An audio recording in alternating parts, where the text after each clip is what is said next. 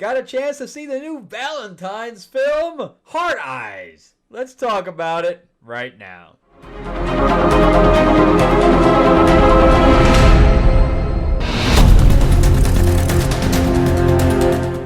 Welcome back to the channel, everyone. Thank you so much for spending time with me as we rant about movies, comic books, and television shows, as well as the occasional board game. I'm your host, Frank Zanka. I'm an award-winning screenwriter, novelist, and comic book writer, as well as a filmmaker. And yeah, I just got back from Comic-Con, MegaCon actually, in Orlando. And yeah, it was fun. I got to meet with a bunch of people. I actually talked with some people about, some publishers about taking on some of my books. I talked to the Soska sisters. I guess we're going to talk about actually shooting here in Atlanta. Again, a lot of nice people I ended up meeting with. And I talked with a bunch of actors as well. I talked to Mel Gibson really quickly. I talked to Bryce Dallas Howard for a little bit. And also Bitsy Tulloch from Lois, Superman and Lois. I talked with her probably the longest of all of them. But anyway, lots of fun. But I'm glad I'm back. I got back early this morning, like 6 o'clock in the morning. So I've had very little sleep. But I had, I was like, yeah, I want to at least go see a movie. I had to pick up my comics, stuff like that. But yeah, so I wanted to see this movie. I do like, horror flicks, and I wanted to see, not much came out. So I wanted to see what this movie was like. I do like Olivia Holt, and I do like Mason Gooding, which is Cuba Gooding's son, I believe. He was also from Scream. And, of course, Olivia Holt, she was just in a movie recently, too, with another horror slasher movie. I forgot the name of it that was on, I think it was a Prime or Netflix or whatever else, about the going back in time thing with Kiernan Shipka, where she played the mom. I actually kind of liked that movie. And of course, she was also in the very bad adaptation of Cloak and Dagger from Marvel, and it was really bad. But actually, these two work really well together. We're going to get into that. So if they did do a new adaptation of Cloak and Dagger, I think these two might work better than her previous partner. I like him as Cloak. I think he would make a good Cloak, actually. But anyway, let's jump into Heart Eyes real quick. But before we do, remember to give me a like, give me a thumbs up if you can. And if you can't subscribe, please do. I do a lot of stuff on pop culture, including reviews on movies and comics and things like that as well. And yeah, we also are fully funded with the Green Hornet anthology with Timothy Zahn and Kevin J. Anderson, among other writers, with the cover art by Matt Wagner, interior art, which we're going to really soon unlock, by Dennis Calero, who worked for Marvel. Anyway, lots of really great stuff. We are about to hit 13,000. Our new stretch goal is only $2,000 away. So this is the perfect time to jump in. You can go to greenhornetnoir.com or go to the link in the description below. It'll take you right there to the Kickstarter. But again, we're fully funded. Now we're just unlocking stretch goals. We basically got fully funded in a week. So really, really good stuff.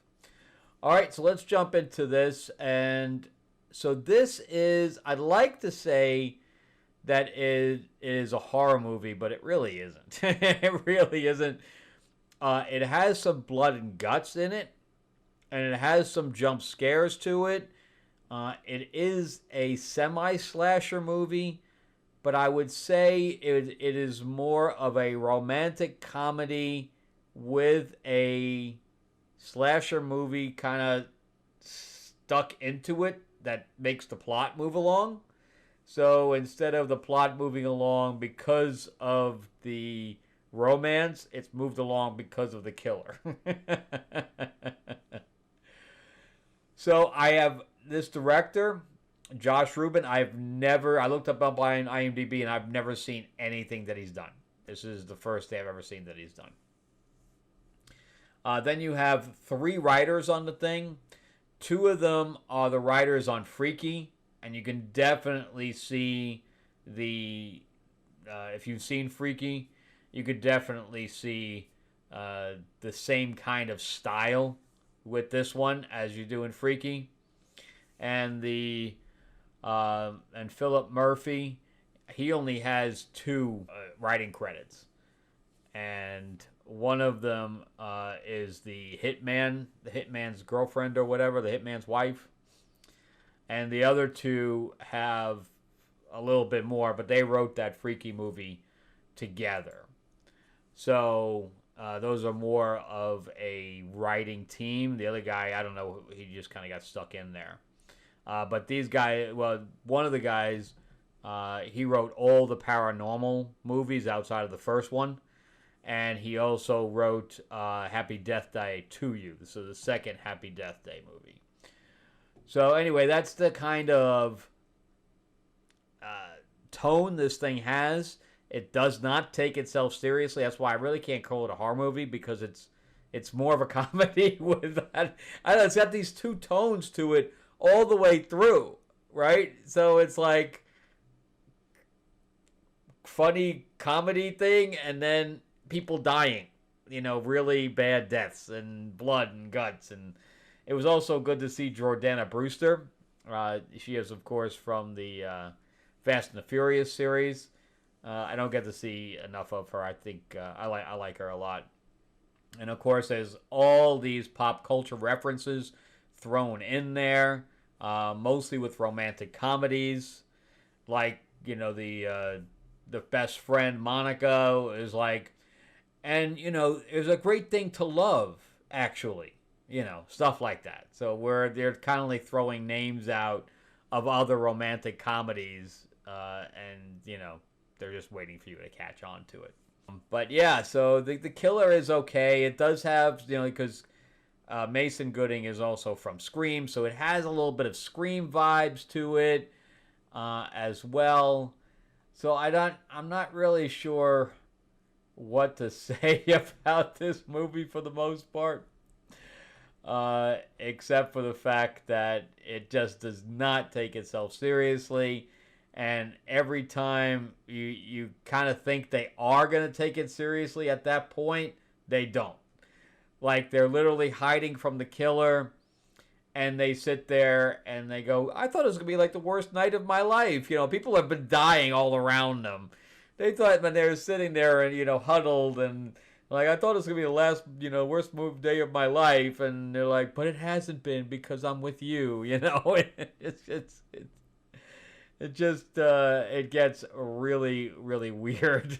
Really weird. Which is funny because Companion, kind of has some of those same kind of twists to it, where it's serious at one point and not serious, and jump scare and all this other stuff. And this movie was $18 million. I have no idea where that $18 million went, because it's not in the cast. None of those cast members are expensive. I mean, Olivia Holt is not expensive. So I'm not really sure where some of that money went. And then the woman from Casual, ends up being her boss. Again, it's just nobody really that recognizable in this thing. So I mean, 18 million it's got to be above the line, or wherever, whatever finder's fees they've been paid for the finances themselves. I can't understand where that money went. And what's also is very strange, which means this movie needs to make like $40 million. It only made like $8 million this weekend, but it didn't have any international distribution yet. But it's directed okay. I think the DP was pretty good on it. But also, like, they run out of one place and they just happen to run into like an abandoned carousel. Just happens to be like within running distance. And then they leave the police station, and suddenly they're like in the middle of a drive-in theater. It just happened to be within running distance of the police station. So it gets just so kind of just roll with it, I guess, because it just gets really out there. Hard if you really think about it. Everything's like very hard to really understand how these things happen or to buy, without just saying, yeah, it's just a movie. I mean, of course, I had, 6 teenagers next to me. That could have gone a lot worse. But I did laugh on certain occasions because it's so ridiculous. I mean, I think that's the whole vibe of this film, is that it's ridiculous. And there's only 2 things that holds this thing together. And that is the 2 main characters.